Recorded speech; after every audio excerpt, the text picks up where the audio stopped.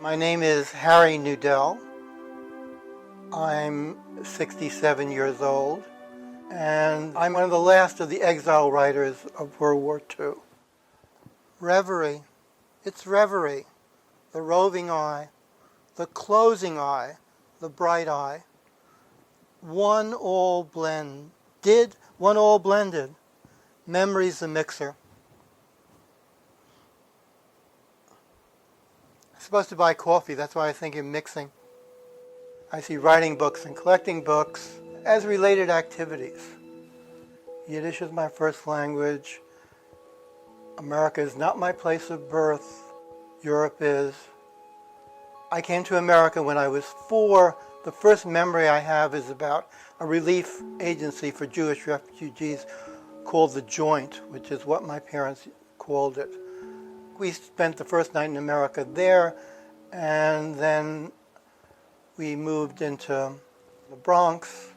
I then went to City College. I got a BA, got a PhD in literature from SUNY Buffalo, met my first wife, came back to New York, couldn't find a job, drove a cab, did many things, and I then discovered primarily what I am is a book scout, because I never really had a bookstore.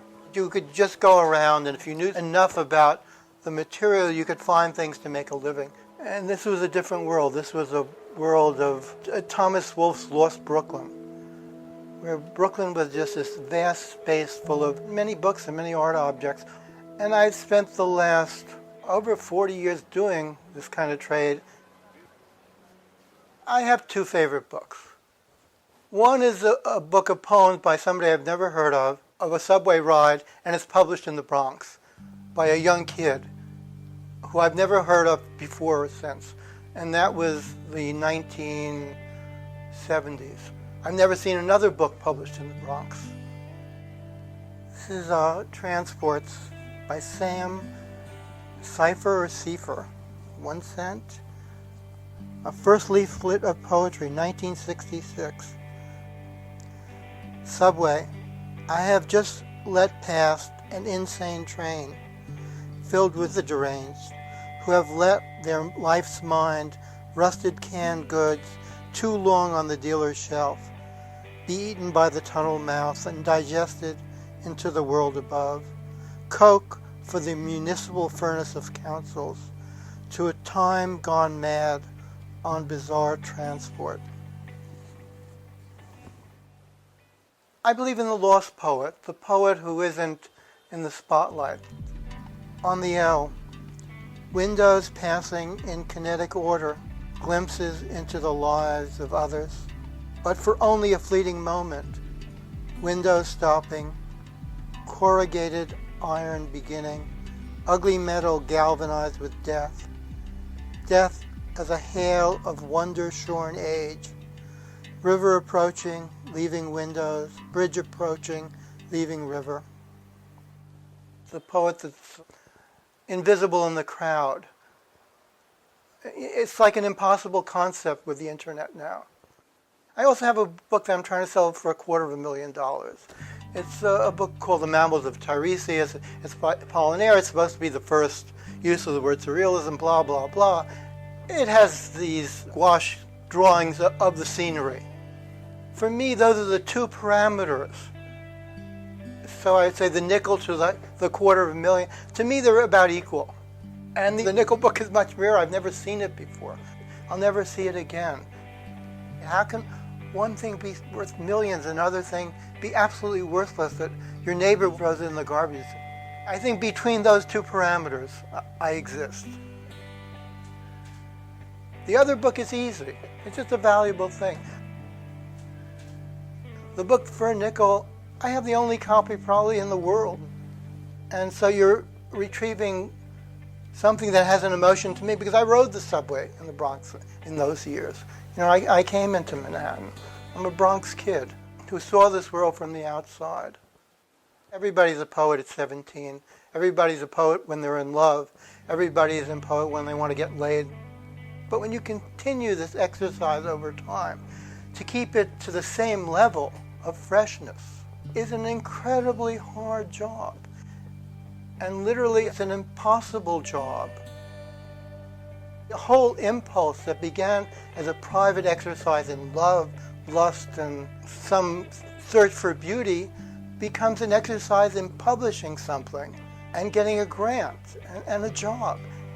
The transformation of that one act into another act is so far removed. When you're a bookseller or a poet, I'm interested in how it fits in the fabric of a cultural life. What this is a dictionary for tourists. It's a slang book. But what interested me, not only that the cover is wonderful, especially on the back, was the date of publication. This was published in Paris in 1943. And it was published by the French for the German soldiers in the occupation right in the middle of the war, and sell it to them and put it on the newsstands. An act that's really unimaginable. It's not a particularly valuable book. There are copies that German tourists took home. There's another book. What I really liked about this book is that this was a 60s book, but one of the few that I've ever seen that was a Christian 60s book. And so all of the illustrations in here are psychedelic. You can see the cover. You can see the back.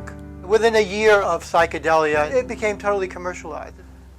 Another thing about this book, designer objects of a lost world. I wake up in the middle of the night. I find a piece of paper. I take out a pencil or a pen. If there's something in my mind, whether it's a voice or the words or the entire poem, and I imprint something on a surface. The act, the physical act I do is closer to sculpture. I'm imprinting something with physical force. What are all these books about?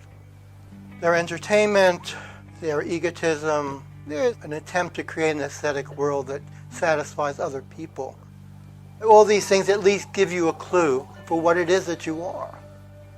And give somebody else a clue so other people can find out who they are. The Bronx is not my home. Europe is not my home. My parents are dead. Maybe the books and the poetry give me a comfort of a world that's gone. That's all I can say.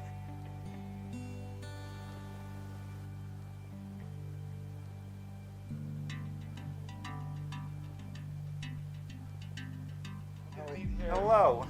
Are you Sam Cipher? I am the object of your ardent desire. Unbelievable. How did you write that book? Did you write it in the Bronx? That's what Yes. I was. That's what I I love. was still living at home at the time. And I was living at home in 1967. I started going to City College in '65. Well, I started in 64. So how did you end up publishing that book? At that time, I was getting sort of, I like to think, serious. What do poets do? They publish stuff, but I don't know anything about publishing stuff. But I do know how to print stuff. Well, it's a very good job of printing. I had just bought a Mimeo machine because I wanted to publish my own magazine. So the cover, I was working for the School of Ed at the time, and I had access to their Xerox machine. And so I printed that up while they weren't looking. I couldn't do too many copies for obvious reasons. And how many copies did you make? Oh, I don't know, but probably in the neighborhood of 15, 20, maybe a hair more. That's And right. I sold a few for a penny a piece, literally a penny a piece down on Gansevoort Pier here. And I gave a bunch away to various friends and enemies and relatives. And have you ever seen another copy in all those years? No. When was the last time you saw it? 46 years ago. Have you seen any other penny books? No. And why did you price it for a penny? Since I didn't pay for its production, as a good commie lefty from City College, I didn't feel that I should charge more than my cost of production. Otherwise, the ghosts of Marx would have probably been at me.